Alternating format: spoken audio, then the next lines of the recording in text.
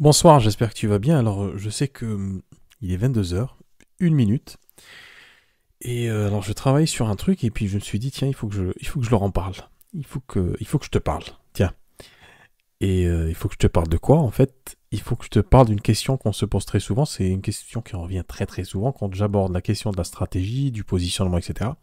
Avec les thérapeutes, toujours à la fin, un petit peu au milieu, on me dit, ok, c'est bien gentil, j'ai compris, c'est cohérent, ça se tient, c'est tout ce qu'on veut, mais je sais pas qu'est-ce que je dois faire concrètement. Que dois-je faire concrètement pour développer mon cabinet, mon activité?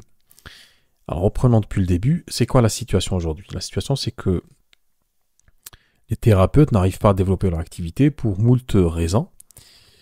Euh, il y a deux types de raisons actuellement.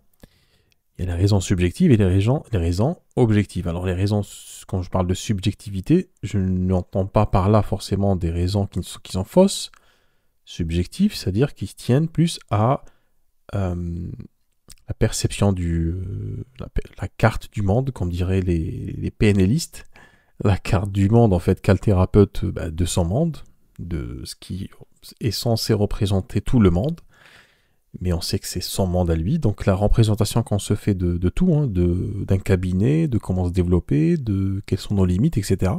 Ça, ce sont des raisons qui sont subjectives, qui sont propres au thérapeute, le thérapeute entrepreneur. Et puis, il y a des raisons plus objectives, c'est-à-dire le manque de connaissances en stratégie marketing, en technique, en réseaux sociaux, voilà, tout le process qui permet de se développer, tout le process technique ou stratégique. Alors, ceci dit, ces deux raisons, quand elles sont cumulées, et souvent elles sont cumulées, il y en a toujours une qui précède l'autre, c'est c'est de la confiance en soi. Parce que très souvent, quand on change de paradigme, de milieu, de façon de faire, alors on passe du salariat généralement, très souvent on est en reconversion, donc on passe du salariat euh, vers l'entrepreneuriat. C'est deux mondes complètement différents, même s'ils peuvent un petit peu se croiser, mais c'est complètement différent. Donc ça demande du temps finalement pour s'adapter. Alors je sais que c'est compliqué parce qu'il y a énormément de choses à intégrer quand on passe d'un milieu à un autre. On doit s'adapter à énormément de choses. Donc c'est un peu déroutant. C'est ce qui d'ailleurs flingue le développement des activités de thérapie pour la plupart des thérapeutes qui n'y arrivent pas. C'est à cause de cette mauvaise transition du paradigme du salariat vers le paradigme de l'entrepreneuriat. Et donc le pire qui puisse arriver, c'est qu'on ne puisse pas se développer parce que on est noyé dans ces raisons subjectives et objectives. Alors, tu vas me dire, c'est quoi la solution? Alors, la solution, je vais te parler d'une solution de manière un peu schématique, et puis on va creuser un peu, on va mettre la lumière sur un coin, un recoin de cette solution. Alors, c'est le triptyque le plus commun, c'est ce que je conseille toujours. En fait, c'est déjà d'avoir un positionnement, de savoir ce qu'on veut profondément, avec qui on veut travailler. Ensuite, de mettre en place une stratégie pour se développer. Et dernier point, c'est d'être constant. Alors, c'est souvent là où, bon, ça peut pêcher en fait à tous ces niveaux, mais quand bien même on trouve en fait un positionnement, une stratégie, qu'on ait cette épiphanie, qu'on soit extrêmement voilà, heureux de se dire c'est bon, je sais ce que je veux faire, je sais exactement avec qui j'ai envie de travailler, et je sais il faut que je fasse des efforts. Sauf que dans cette partie-là de faire des efforts en fait continuels, c'est là où ça pêche, parce que une raison très simple, c'est que un processus, c'est comme une thérapie, hein, un processus a besoin de temps. Et étant donné que on a la dimension, donc il y a deux dimensions en fait, il y a une dimension intérieure personnelle qui voudrait qu'on aimerait aider le maximum de personnes, accompagner le maximum de personnes à mieux être, et en même temps on a les impératifs financiers, donc toute la vie légale qui entoure cette activité, puis la vie sociale, hein, on peut être marié, on peut ne pas être marié, avoir des enfants, avoir un loyer à payer, des charges, etc. Euh, Plus encore si on a le loyer de son cabinet à payer. Donc on se retrouve finalement avec deux impératifs personnels, très très personnels, et puis l'autre, beaucoup plus terre à terre, qui se chevauche, et puis l'un est beaucoup plus pressant que l'autre.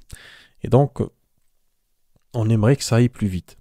C'est souvent aussi une question qu'on me pose, combien de temps il me faudrait pour développer mon activité? Alors c'est une question toute... elle est intéressante, mais elle est aussi subjective. La réponse peut être aussi subjective. Ça dépend en fait. Ça dépend de pas mal de choses. Ça dépend de si on a un bon positionnement, ou disons un positionnement cohérent, si on a une bonne stratégie, et puis surtout si on est constant. Vous pouvez même pas imaginer en fait ce qu'on peut faire quand on est constant. Et en fait, ça je l'ai remarqué dans le développement des activités, mais de manière un peu plus globale. Les gens qui réussissent à atteindre un objectif, c'est pas forcément les plus doués, les plus talentueux, c'est surtout ceux qui sont acharnés. C'est ceux qui réussissent d'ailleurs le plus dans la vie. D'ailleurs, les gens talentueux, généralement, échouent dans la vie. Pourquoi ? Parce qu'ils se reposent sur leur talent et considèrent que le talent est suffisant par lui-même pour atteindre ses objectifs. C'est pas du tout le cas, ça aide énormément, je dis pas que ça aide pas, c'est comme le sel c'est comme le sel en fait dans la nourriture, ça aide, voilà, ça relève vraiment le goût. Essayez de manger sans sel, vous allez voir ce que ça donne. Par contre, ceux qui y arrivent, c'est ceux qui sont les plus acharnés. Alors que si on est acharné et en plus on est doué dans ce qu'on fait, là ça serait le top. Donc on a besoin d'un positionnement, une stratégie, puis surtout une régularité pour mettre en place, en fait pour dévoiler ce positionnement. La stratégie permet de faire ça, permet de dérouler justement ce positionnement de manière un peu plus tactique. Alors, mais au niveau de la constance dans quoi finalement ? C'est aussi une question qu'on me pose très souvent. On me dit, ouais, ok, j'ai compris quel était mon positionnement, j'ai compris quelle était ma stratégie, j'ai posé une stratégie, elle n'est pas parfaite au début, mais elle vaut ce qu'elle vaut, mais je vais faire avec, on va l'affiner avec le temps. Maintenant, je fais quoi exactement ? Et c'est la question qu'on me pose. Qu'est-ce que je dois faire concrètement pour développer mon activité ? En fait, il y a plusieurs pistes. Il y a 2 pistes, on va dire, qui me viennent en tête. La première, c'est les réseaux sociaux. Alors, je sais que certains vont grincer des dents. Je sais que peut-être derrière ton téléphone ou ton ordinateur, tu es en train de te dire ça commence à me saouler cette question des réseaux sociaux, j'ai pas envie d'y être. Alors, les réseaux sociaux, peut-être que j'en ferai un vocal prochainement. En quoi c'est intéressant ? En quoi ce sont des espaces d'interaction qui sont vraiment très très intéressants ? Et puis, les prescripteurs, c'est-à-dire on peut être sur les réseaux sociaux, comment d'ores et déjà investir un réseau social. Alors, quand je dis réseaux sociaux, souvent un réseau social, hein, pas tous. On ne peut pas courir plusieurs lièvres à la fois. Donc, les réseaux sociaux ou un réseau social, et puis les prescripteurs, ça peut être deux pistes, en fait, de solutions. Si par exemple aujourd'hui tu es naturopathe, c'est toujours intéressant d'aller, entre guillemets, démarcher, te présenter ce que tu fais, ton activité, ça j'en ai parlé très souvent, à certains professionnels du soin, ou pas d'ailleurs, dans une logique de complémentarité. D'ailleurs, c'est quelque chose que j'abordais dans mon livre, qui est sorti il y a une bonne semaine de ça. Justement, cette question de la complémentarité et en quoi elle est vraiment importante, cette logique de complémentarité. Et donc, si on se résout finalement à être sur un réseau social ou d'aller voir des prescripteurs ou faire d'autres choses, des ateliers, etc., comment savoir que ça va marcher ? En fait, je veux dire concrètement comment on sait si ça va vraiment marcher, parce que c'est aussi une question qui m'est posée parfois par certains thérapeutes que j'ai accompagnés qui me recontactent plusieurs mois après. Ils me disent il y a quand même un empressement. Alors, certains donc appliquent les stratégies, etc., et sont constants et commencent à avoir des résultats. D'autres un peu moins, parce que en fait, la foi faiblit, l'espoir grandit, puis il n'y a rien qui se passe concrètement. Il y a peut-être quelques soubresauts de résultats. Et puis donc il me pose la question, je dis combien de temps ça prend ? En fait, en pensant que c'est un questionnement en fait qui se pose sur le positionnement lui-même ou sur la stratégie. Et puis quand je discute avec ces thérapeutes, je me rends compte qu'ils ne sont pas constants. C'est-à-dire qu'ils ont été constants pendant un certain temps, un mois et demi, puis ils les ont laissés tomber. Pensant que ça ne marche pas, ça ne donne pas de résultat. Et que 1 mois, par exemple, c'est quelque chose de totalement suffisant. Alors, j'ouvre une petite parenthèse. Pourquoi certains pensent que 1 mois pour se développer, c'est suffisant ? Parce qu'en fait, ils sont assaillis par des messages promotionnels, de publicité, ou de marketeurs, ou de blogueurs, ou des gens, ou de youtubeurs, etc., qui leur expliquent qu'ils font des chiffres mirobolants en 1 semaine, en 1 mois. Alors, on voit toujours ces chiffres-là, c'est 15 000, c'est 20 000, X 1000 euros qu'on peut faire avec X ou Y technique magique euh, en seulement 30 jours. Et donc, quelque part, ils ont cet espoir de se dire, tiens, moi aussi, je peux le faire, ça. Je dis pas qu'on peut pas le faire, bien entendu qu'on peut le faire, mais il y a des stratégies beaucoup plus poussées, beaucoup plus avancées, notamment faire de la publicité payante. Donc il faudra investir un petit peu de sous là-dedans, et beaucoup de stratégies. Mais donc ils s'appellent, ils se disent, voilà, il y a comme quelque chose qui cloche. Et en fait, c'est impossible de savoir si ça marche ou pas dès les premiers temps. En fait, c'est comme un traitement. Quand on commence à prendre un traitement, si on n'a pas confiance dans le médecin, ou si on n'a pas, par exemple, confiance dans le thérapeute qui prodigue la thérapie, on va baisser les bras. Ça veut dire que le temps qui fait partie, ce qui est un élément important de la thérapie, on va l'annuler simplement. Du coup, la thérapie tombe à l'eau parce qu'elle va être atrophiée. Elle va être amputée d'une constante, d'une donnée importante pour qu'elle puisse révéler le résultat qu'on cherche, qu'on souhaite. C'est comme une personne qui devrait normalement suivre 5 séances en hypnose pour régler un problème. Elle en fait 2 et puis laisse tomber, se dit tiens, ça marche pas. L'hypnose ne marche pas. Et donc la question du temps, elle est vraiment importante. Et ce qu'il faudrait justement pour que ça marche, bien sûr qu'il faut de la constance, mais il faut qu'il y ait une foi. C'est-à-dire qu'il faut qu'on ait foi dans ce qu'on fait, dans son positionnement, dans sa mission de vie. Il faut qu'on ait foi dans les stratégies qu'on a mis en place. Et il ne faut surtout pas avoir peut-être cet espoir un peu béat, un peu innocent, de se dire j'ai fait un maximum d'efforts au début, ça m'a coûté énormément d'efforts. Maintenant, ça devrait marcher tout seul. Voilà, c'est une question de justice cosmique, ça devrait le faire. C'est parce que je crois dans ce qui est juste, donc forcément, ça devrait marcher. Alors, disons que le monde ne fonctionne pas avec cette logique de justice. Le monde est foncièrement injuste. C'est pour ça qu'on est très agissant en tant qu'être humain. C'est pour remettre de l'ordre dans ce chaos. Le monde, je vais dire le paradigme naturel, le postulat naturel de ce monde, c'est le chaos dans l'ordre, ou l'ordre dans le chaos. Ça dépend de quelle perspective on le prend. Et du coup, être juste dans la perspective que ça va marcher parce qu'on a fourni un petit effort, c'est ce qui plombe le développement des cabinets bien-être. Et en fait, il faut avoir cette foi dans ce qu'on fait. Et cette foi, j'ajoute quelque chose d'important, il faut qu'elle soit agissante.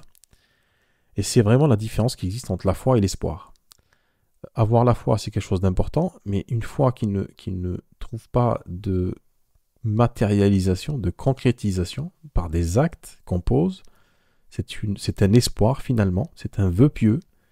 Et comme on dit, l'espoir peut faire vivre. L'espoir aussi peut tuer des projets. C'est ce qui tue d'ailleurs la majorité des projets, parce qu'un espoir qui ne s'articule pas autour d'actions qu'on pose tous les jours, c'est quelque chose qui peut être toxique. Et donc on peut se bercer comme ça dans cet espoir. D'ailleurs, c'est le cas de beaucoup de consultants qui se bercent d'espoir, en se disant qu'un jour ils vont peut-être changer, un jour il va arriver quelque chose de cataclysmique, de miraculeux, de magique, de féerique, et puis leur condition va changer. Alors quand on est thérapeute, on sait que ça n'arrivera quasiment jamais, c'est-à-dire si on ne prend pas soi-même la décision de changer quelque chose, ou de changer tout simplement, il y a peu de risques en fait que ça arrive. Donc qu'est-ce que je dois faire aujourd'hui si je suis thérapeute et que j'ai envie de développer mon activité relativement rapidement? Positionnement, avoir un bon positionnement, cohérent, avoir une stratégie pour se développer, avoir une constance dans les actions qu'on va poser et surtout être proactif. C'est-à-dire aller de l'avant, être réellement agissant. Alors, la question qui va se poser, c'est comment trouver ta meilleure façon de le faire. Parce que tout ça peut paraître très très théorique. Et je vais te donner quelque chose, une astuce, je vais te donner un conseil que très peu de personnes donnent, généralement dans les accompagnements. C'est d'ailleurs une discussion que j'ai eue avec une thérapeute il n'y a pas très longtemps qui me disait « Oui, mais comment être sûr justement de faire le bon choix dans mon offre? Quand je vais créer mon offre, comment être sûr que c'est ça, que ça va marcher ?» En fait, la bonne façon de faire les choses, alors il n'y a pas de bonne façon universelle de faire les choses, mais pour toi, aujourd'hui en tant que thérapeute, en tant qu'être humain qui a un parcours de vie, je pense que naturellement et profondément, tu le sais, la bonne façon qui marche. En fait, la bonne façon de créer une activité qui marche, de créer une offre qui marche, qui fonctionne, c'est de se remémorer pour soi-même quelle est la bonne façon pour soi-même d'être accompagné. Et en fait, avec cette simple question, tu vas voir que ça devient beaucoup plus facile. C'est-à-dire comment créer par exemple une offre qui intéresse les gens. On se pose la question autrement, on se dit quelle est l'offre qui m'intéresserait moi personnellement? Qu'est-ce qui fait qu'une offre m'intéresse aujourd'hui ou pourrait m'intéresser dans l'avenir? Ou qu'est-ce qui pourrait, par exemple, c'est comme le fait de dire qu'est-ce que je peux dire sur un réseau social, sur Facebook, on pourrait retourner la question, se poser la question, de te dire qu'est-ce qui aujourd'hui, si je voyais quelque chose sur Facebook, sur Instagram, sur YouTube, qu'est-ce qui ferait que je tendrais de l'oreille à ce discours? Que ce discours-là, ou cette personne-là, qu'est-ce qui ferait que moi-même, je m'engage soit à prêter attention à ce que dit cette personne, soit à m'engager peut-être dans un changement, une transformation, à appeler cette personne. Qu'est-ce qui fait que moi-même je suis? Qu'est-ce qui agit en moi? Qu'est-ce qui remue en moi? Qu'est-ce qui résonne en moi de ce que dit cette personne, de ce qu'écrit cette personne pour me faire bouger, finalement? Et de cette façon-là, tu vas savoir concrètement qu'est-ce qu'il faut faire et comment être constant. Parce que finalement,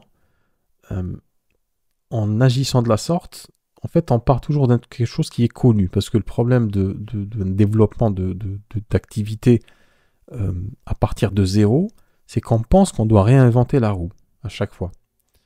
Ou qu'on doit apprendre des choses extrêmement complexes. Alors que ce n'est pas le cas.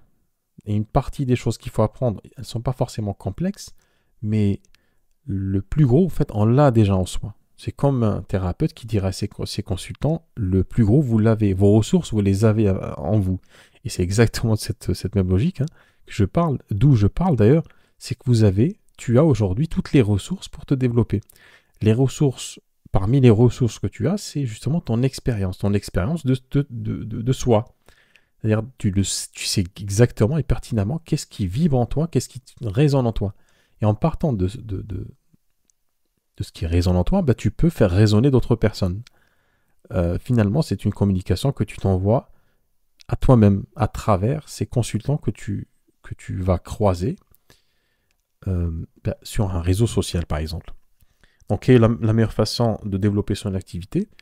Positionnement, stratégie, constance et proactivité. Et finalement, je citerai l'adage qui dirait « Ne fais pas aux autres ce que tu aimerais pas qu'on te fasse ». Si on le retourne, fais aux autres ce que tu aimes qu'on te fasse.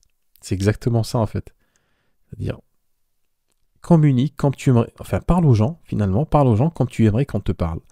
Propose des solutions que tu aimerais qu'on te propose. Et c'est de cette manière-là que tu vas voir que les choses sont beaucoup plus concrètes et aussi beaucoup plus cohérentes avec qui tu es. Donc, si tu fais ça, sur la durée, tu vas supporter cette petite traversée du désert du début, c'est tout à fait normal parce que le temps est important, on crée des relations avec les gens, c'est ça finalement développer son cabinet, c'est d'être en relation donc, avec pas mal de personnes sur Internet, c'est ça l'avantage, et être en relation avec ces personnes de manière constante et faire résonner en eux ce qui résonne, ce qui a résonné en nous à un certain moment de notre vie. C'est ça qui fait qu'on développe son activité finalement.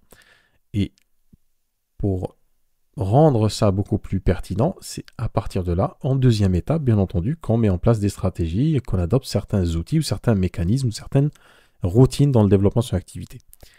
En fait, c'est la deuxième étape. Mais le problème, c'est que beaucoup de thérapeutes partent de la deuxième étape et non pas de la première étape. En fait, ils sautent une étape. Et c'est pour ça que ça ne marche pas. Parce qu'on ne peut pas faire l'économie de cette compréhension de comment on fait de cette philosophie, l'esprit d'un développement d'activité. Voilà ce que je voulais te dire pour ce soir. J'espère que je n'ai pas été trop lent. Si tu as des questions d'ailleurs sur s'il y a des choses qui résonnent en toi, dans ce que je viens de dire, tu me laisses un petit commentaire, on en discute en dessous de cette vidéo. N'oublie pas que le livre, donc mon livre, le dernier livre que j'ai fait sur Amazon, et surtout maintenant je le vends sur ma plateforme parce qu'Amazon, je me suis rendu compte qu'Amazon était en train de me plumer. Donc le livre est disponible, toujours disponible à la vente. Il coûte 19,99 €. La petite astuce marketing, le 9 à la fin. Je l'avais fait sur Amazon parce que c'est ce qu'ils proposaient comme tarif. Et puis je me suis dit, tiens, je vais le garder. Donc 19,99 € avec des fiches pratiques qui vont t'aider justement à définir ton positionnement. Donc si tu as des questions à te poser sur les positionnements, je pense que ce livre va t'aider énormément. Si tu as des questions, n'hésite surtout pas et je te dis à très bientôt.